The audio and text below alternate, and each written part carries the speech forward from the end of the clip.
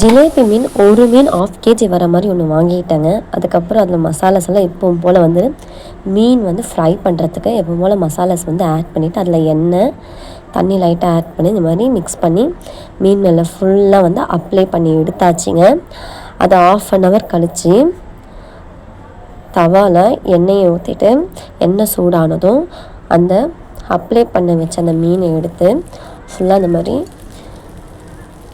Fry பண்ணி எடுத்துக்கலாம். அதுவும் தவாவில் தோசை தவாவில் நல்லா வேகணும். பெரிய மீனாக இருக்குது, அதனால் நல்லா வேகணும் ஸ்லிம்மில் வச்சு. அதுக்கப்புறம் அதே தவாவில் வெங்காயம், தக்காளி, இஞ்சி பூண்டு பேஸ்ட்டு, தக்காளி தொக்குக்கு செய்கிற அந்த மசாலா போடுவோம் இல்லைங்க, அது எல்லாமே அதில் போட்டு எண்ணெய் ஊற்றி இந்த மாதிரி நல்லா வந்து கொட்டி விட்டு நல்லா வந்து தக்காளி வெங்காயம்லாம் நல்லா இந்த மாதிரி வதங்கினதும் கிரேவி மாதிரி ஆனதும் அதை எடுத்து வச்சுக்கோங்க. அதுக்கப்புறம் அதே தவாவில் வாழை இலையை வந்து சூடு பண்ணிக்கலாம்.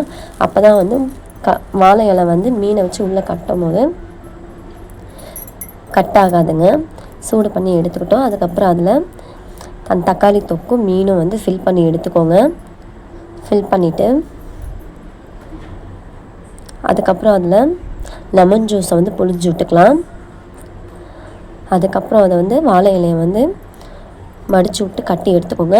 அதுக்கப்புறம் தோசை தவல் லைட்டாக எண்ணெய் அப்ளை பண்ணிவிட்டு அந்த வாழை இலை மீன் வந்து எடுத்து தோசை தவாவில் வச்சுட்டு நல்லா அந்த மாதிரி வந்து கலர் திரும்பணுங்க.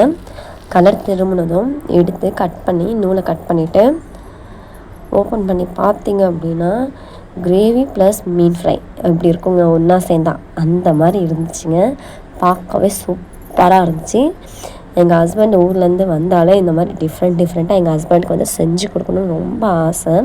இந்த மாதிரி யாரெல்லாம் உங்கள் ஹஸ்பண்ட் செஞ்சு கொடுப்பீங்க அப்படின்னு கமெண்ட் பண்ணுங்கள். நான் ரொம்ப இன்ட்ரெஸ்ட்டோடு வந்து பண்ணுவேங்க இந்த மாதிரி சமைக்கிறதெல்லாம்.